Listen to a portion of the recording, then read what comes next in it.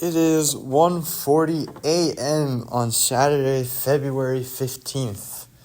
I know I recorded today, but I said that today is an understatement. Technically is tomorrow from the point of view of yesterday. But I know I recorded within the past 12 hours. Actually, I think 12 hours exactly. But I said I was going to take a nap, and I took a 4-hour nap, and so I feel like it's a different day. I like recording a little bit later on the weekends because I always stay up a little bit later, and I feel justified not having to scramble for a classroom because they're always taken up in midday, but then they clear out at night because people really want to go out and party, and I'm not really into that as much, so I always get a free classroom. But yeah, it was actually low-key kind of fun doing nothing right now. Like I said, I really need to decompress. So I came back here, I put on Sosu no Frieren. And that's the only reason I'm saying it in the Japanese name is because it's one of the only shows that I know the actual Japanese name, but it's Frieren Beyond Journey's End. I'm rewatching it. And I think it's one of the best shows that I have ever seen.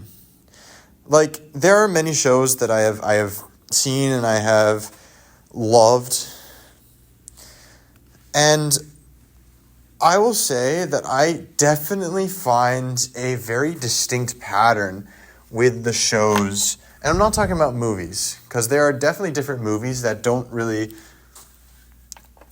follow the same thing. Like, I would say, if I'm going away from the sphere of anime, because I think some of my favorite movies of all time are anime, like Perfect Blue, Akira, Memories. I love that old style stuff. And then some other like Violet Evergarden movies and stuff like that. But outside of that realm, one of my favorite movies of all time is 1917. And it doesn't really follow the same pattern, but all my favorite shows, and I don't watch a lot of regular shows, I guess people would say, like live action, normal, big TV shows. I'm a lot into the animated scene, more because I think you can take a very cool artistic approach within a story because you have the freedom of animation. And I just enjoy that story a little bit more. But I would say right now, my top 5 shows I have ever watched. Oh, this is tough. Or I'll just give you just the things that I can think of. But it's Frieren, Arcane, 86, Violet Evergarden, Sunny Boy, Heavenly Delusion, and probably a bunch that I'm forgetting at the current moment. But those are all the things that I can think of. And they all really have a thing in common, at least I think they have a thing in common, is that they are incredibly story-rich and character-rich TV shows. Arcane, I guess, is a little bit of an outlier because it is more violence. I mean, 86 is also violence, but it is more action, I guess. But one of the things that I think drives these shows to be what I define as my favorite is the way that the plot and the characters are and they interact and they are developed. Like Arcane, you see these complex character developments all throughout the show, and you see, in the second season, you see Vi try and, stuff her resentment towards the topside police because she realizes that the killing of innocents is not what to do, and tries to kill her. You kill her sister and then moves on, and then you can see Jinx's redemption arc, and even in the first season, her madness arc. There's so many complex character and story arcs that I find so cool and endearing, and I don't know, it almost touches me, that saying, it feels warm in your heart when seeing these characters interact. Violet Evergarden, I cried after every single episode because the stories that were in them were so personal, and I could not necessarily connect, but I could feel the emotion within each character, and the stories were laid out so perfectly. 86 did it in such a way that made it so that even as each character was dying, and I knew that within every couple of episodes, a character would die, I felt a connection to them even before I got to know them within the story that I was watching, because the characters themselves knew each other and conversated like they knew each other. That it felt like even in the first episode, when like 3 of them die, or 2 of them, I don't remember how many, it is devastating, because it's even more devastating because you think that you don't know them, but you know that all the characters around them knew them. And it just makes it so much more impactful at the end, where the handler finally meets all of them. And like Sonny Boy, which is a beautiful story about growing up, and it's so complex, and people die, and it's so hard because everything just kind of happens and time doesn't move right. Characters are going through things that are more complex than you can ever think of.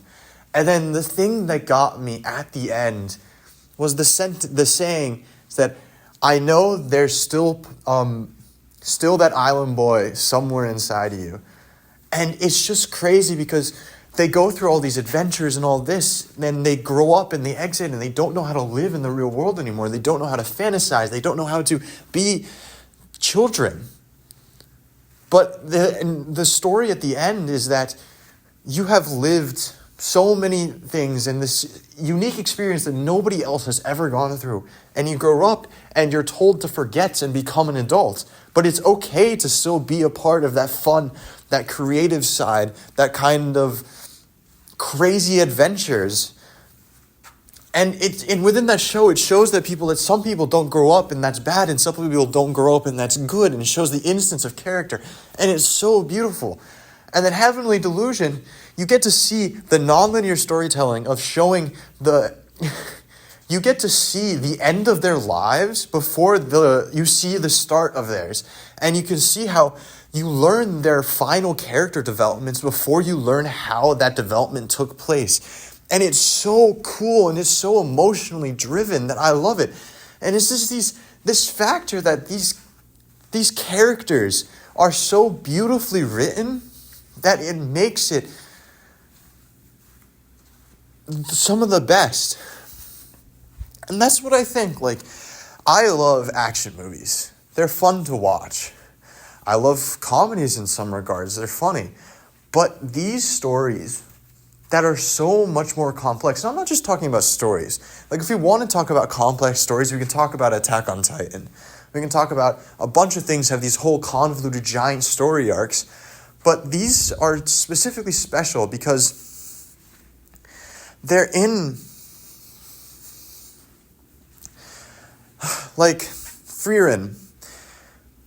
You are so used to seeing the journey to defeat the Demon King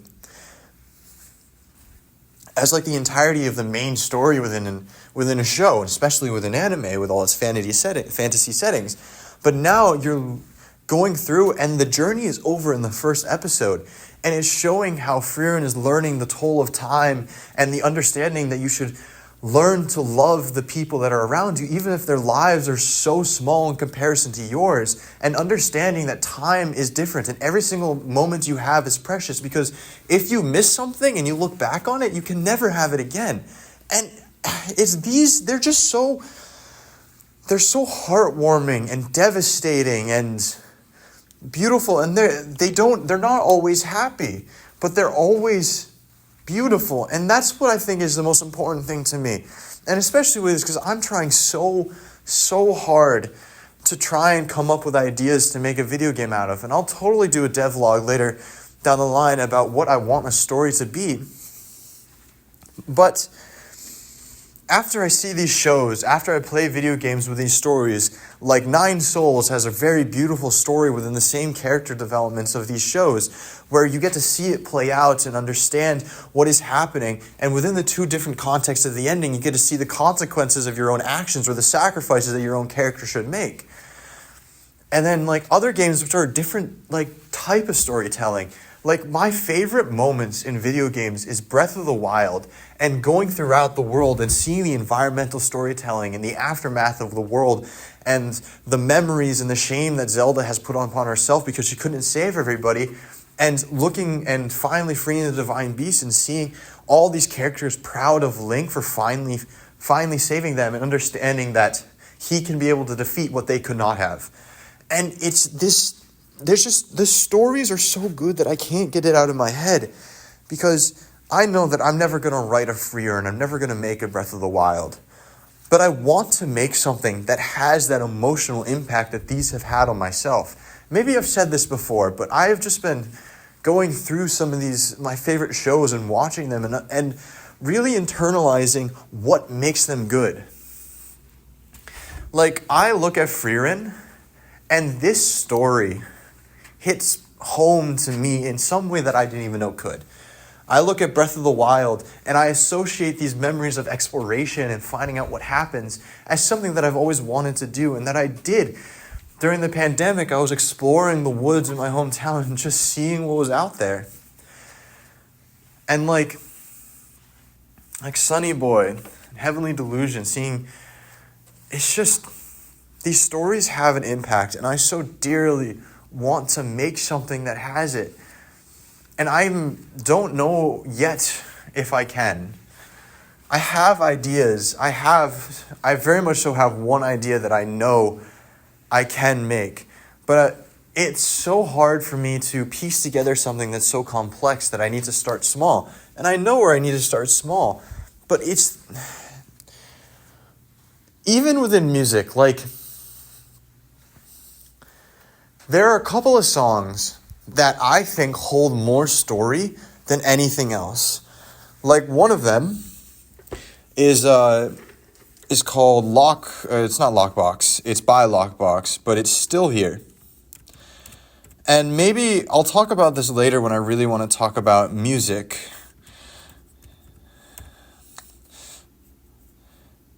Is that I associate a lot of memories with I associate music and memories the same way as I associate things and memories. Like, I've talked about that before, but it's the same regarding with these stories that are so wrapped up and beautiful and something I can relate to. It's even within music. As I said, it's within these shows, it's within these video games, it's within the music.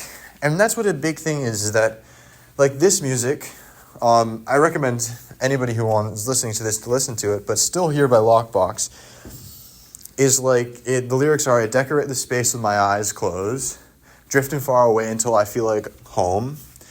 Like, it's like, hold on. And like, it's the idea that you've been to hold on. It's like so beautiful the way that you remind me that I'm not alone. And then it goes into, you're still here, you're still here. And within the context of the music and the melodies itself, you can feel that it's very light and naturey. But the story within the song is that you're coming home to a place that you used to call home. That's no longer what it is, but you can close your eyes and you can memorize, you can redecorate the place that it once was. And it's maybe a place where you had some friends or loved ones that are no longer there. But you get to those places, and the memories that you have associated with that place and the people make it so that you feel like you're not alone.